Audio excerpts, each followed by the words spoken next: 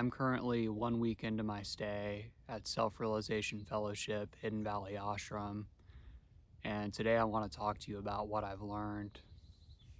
I've been meditating about an average of 5 hours per day and just doing my best to stay present, staying off social media and everything like that, and just using the time to introspect, meditate, and be present with myself and everything that's around me.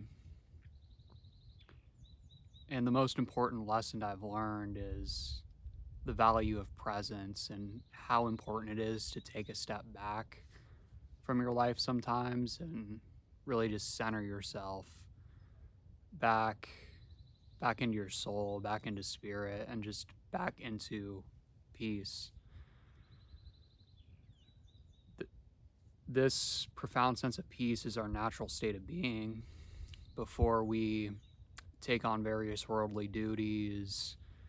We get caught up in all sorts of desires and attachments, and before you know it, we're just very restless, running around, being governed by our whims and desires, and there's a lot of stress and anxiety and worry that comes as a part of that. But it's so normalized in today's society that we just don't notice. We think that being worried and anxious about things, when it gets to the extreme, sure, people will recognize it's a problem, but I think we all have a certain amount of that underlying the facade or the persona we put out there that, we've got it all together and we're really doing great. But underneath that for a lot of us is a certain sense of dread, or maybe a sense that something's going wrong, maybe a little bit of a depression from time to time. And it's not without just cause. These emotions, these moods that you feel, they're pointers to let you know that something's not quite right in the way that you're operating in life.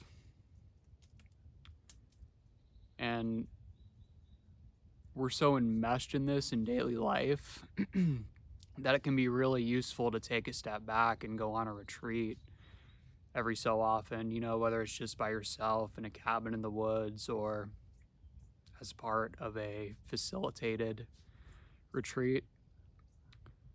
It's just so important to take a step back so you can build that awareness and that knowledge of those patterns operating in your mind and in your life that are just not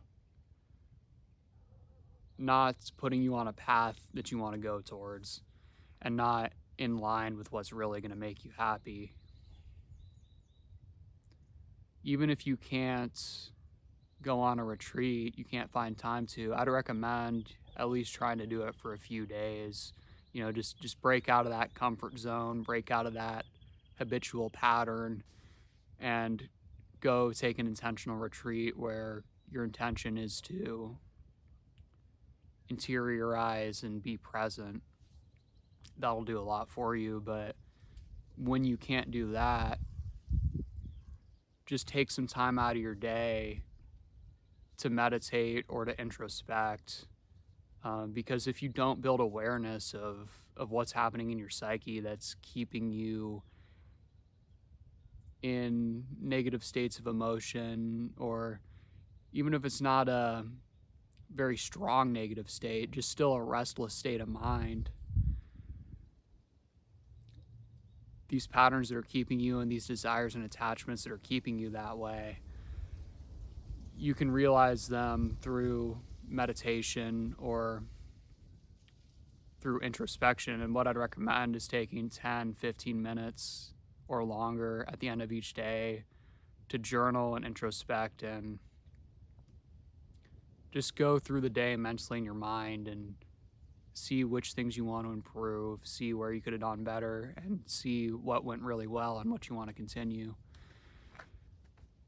And that's a habit that I want to implement myself, because I do it sometimes, but I don't do it every day.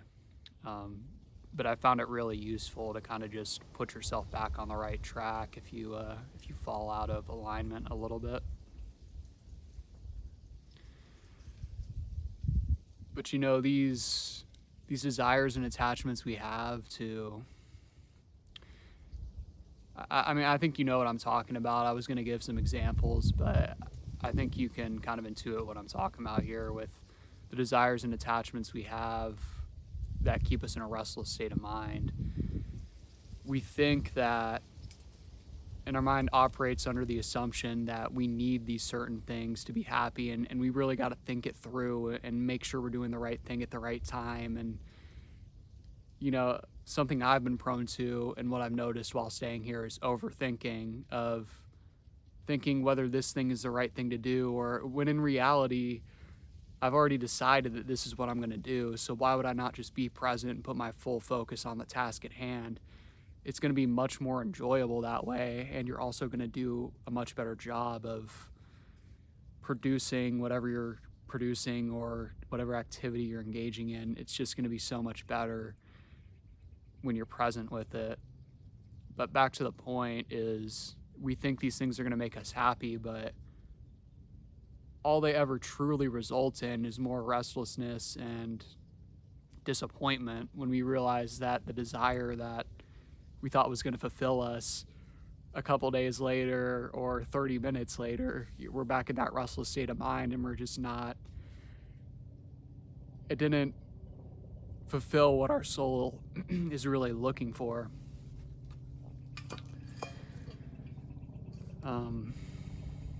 So it's important to recognize that, you know, no matter how much it might think, how much you might think that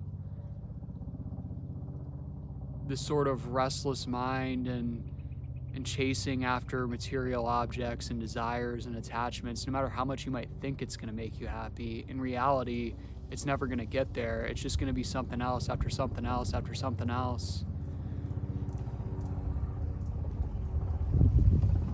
But once we can let go of those attachments and be present, that's when we can truly be happy in life.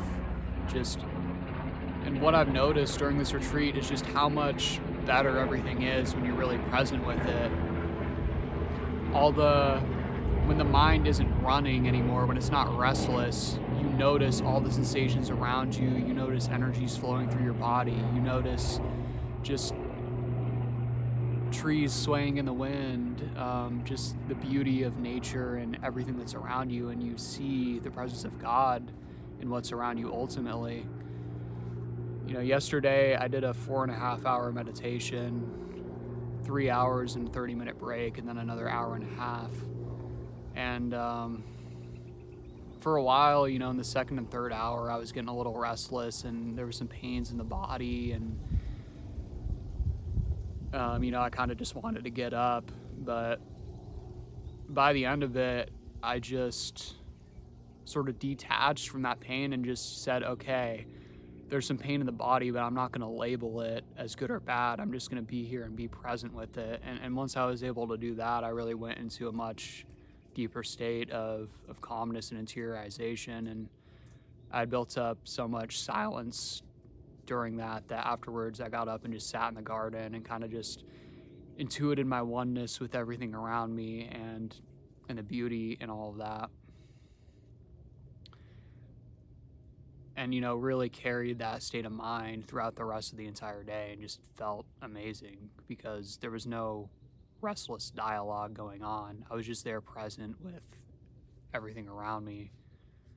And when you're able to get to that state of mind, there's a lot of joy associated with it, with just the most simple behaviors of just looking at your surroundings, of taking a drink of water, of anything you do, or reading a book. It's just, there's an extra layer of depth to it when you're really with the activity and you're not simultaneously somewhere else in your mind thinking about the future, thinking about the past.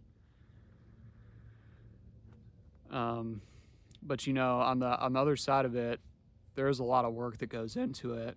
We have to, and that's why introspection is so important, to become aware of what's keeping us from being present in the moment, to be aware of, you know, those patterns, because they have a lot of energy behind them, these patterns we've been partaking in for so much of our lives, for so much time. that it's going to take an awareness, and it's also going to take a genuine effort to be able to dissolve that pattern. But it's so much worth it, because what else are you going to do? Do you really want to let these patterns and habits, things you've picked up from society, from your parents, from school, neurotic patterns in the mind, do you want to let these whims and this neurotic mind govern your life, or do you want to do something about it and get back to the present moment? And when we discipline ourselves, it's very important to discipline ourselves out of these neurotic behaviors, or attachments to, oh, I want to go binge watch Netflix for 6 hours or scroll the internet and watch YouTube for 4 hours. It can feel like we're losing some sort of free will, or that we're losing something when we discipline ourselves. That's how it feels at first to the ego. That, oh, it's very austere and I don't want to live my life that way, you might think. But the reality is it's actually the exact opposite. Is you don't have free will when you just give in and engage these patterns, because that's a complex in your mind. It's an ingrained pattern. It's an ingrained, oftentimes toxic pattern that we just fall into. And from what you see around you, you may think there's nothing wrong with it, because okay, at least this vice isn't as bad as what most other people are doing, right? And you got to take steps, take one step at a time. But the reality of the situation is when you discipline yourself and enable yourself to become present in the moment, that's when you really have free will, because you have the free will to then do what you actually want to do, what your intuition's telling you to do. You have the free will to take that action which is in alignment with your higher self, take that action which is going to take you where you want to go in any aspect of life, whether it's your career, your relationship, your spirituality. When you're disciplined, even if there's some resistance still, sometimes even when I go to meditate, there's a little bit of resistance that, the restless part of the mind doesn't want to do it. But you'll build up momentum and you'll build up experiences of just how great it is when you're able to overcome that and win that battle and get back to the present moment and get back to that feeling of peace. That tendency is going to start to become stronger in your being over time to actually discipline yourself and take those actions which are right for you. It's just, so that's the main lesson I've learned, is just how important that is, and how much better life is when we really ingrain ourselves in that, not only just in the meditative practice, not only just in the spiritual practice, introspection, whatever it may be, but also carrying that through life. And when you notice yourself getting distracted, getting restless, just bringing yourself back. And when you do that, you're just going to be so much more effective in every task that you perform, and your life's just going to flow so much more smoothly. And but for one more thing I've learned also is just practicing the presence of God. Also going along with presence is really seeing the beauty in everything around you. And the way I look at it is I see that God's just in everything around me, in the trees and in the rocks and inside and out, in the body and outside, and everything that's manifested out here. And that was just abundantly clear to me after that 4.5 hour meditation yesterday, as I was just looking around, that just everything's just permeated with God's presence, and that comes along with the qualities of love and peace and joy just welling up inside of you. And that's why doing this work and really disciplining yourself, coming back to the present moment, is really well worth it. And just another lesson that came to mind is people around you, even people that you may not like as much. And I'm not saying everybody here was really wonderful, but just in general, everybody that's around you, they can have something to teach you. You can learn something from them, but you have to be receptive to it, God or spirit may be trying to teach you something through someone in your environment, even if you don't want to hear it. But if you can really listen to them and come from the mindset of, I don't want to defend myself, there's no point in defending the neurotic ego. And it's really hard not to, because the ego wants to defend itself, and we're so used to doing that. But if you can just kind of be mindful and try to listen to what people are saying, you know, even if it's not about you, even if it's just some story they're telling, a lot of the times God is working in unseen ways to help us out and to help us realize certain things, bringing certain people together for the benefit of all of them. We all learn from each other. So that's another very important thing, is to take those lessons to heart, and that'll be something, the introspection at the end of the day and just throughout the day, you know, just being aware of what's going on in the psyche will help you with as well.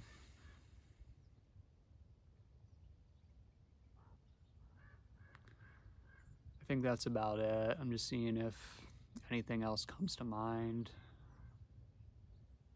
Oh yeah, I wanted to give the example of when everything is so much better being present, of just eating food, because a lot of the times when we're eating, we're either engaged in restless thought or we're watching a YouTube video or watching TV.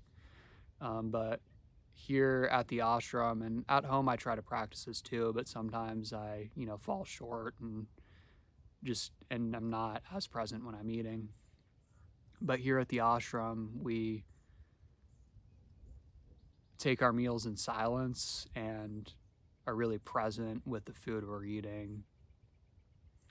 And oftentimes right after a meditation, we'll eat, and it's so much more enjoyable. Like the sensation of eating and just how much better the food tastes, like how much more enjoyable it is to eat food that way. And not only that, it's also going to digest better because you're mindfully chewing the food and swallowing it, and just the consciousness with which you're eating it is going to make it digest better as well.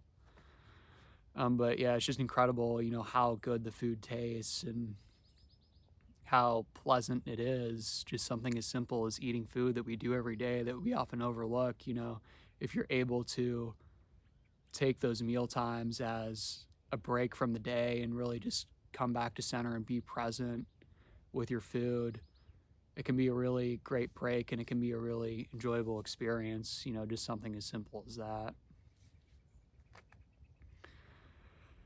So with all that being said, I wish you the best, and make that effort to be more present in life, and you'll be happy with it. It's not the easiest thing in the world. We're so accustomed to being restless, but we can all do this, you know, just one step at a time, just every day. You know, if you have to start out with 5-10 minutes of meditation per day, you know, start somewhere. You don't have to start out with an hour or 2 hours. You could start out with, you know, 5-10, you know, even for a long time. And I know I was going to end the video, but I just want to say this. For a while, for a few years, I was just meditating for 20 minutes in the morning each day. Nowadays, when I'm not at the ashram, I meditate for about 2 hours per day, an hour morning and evening.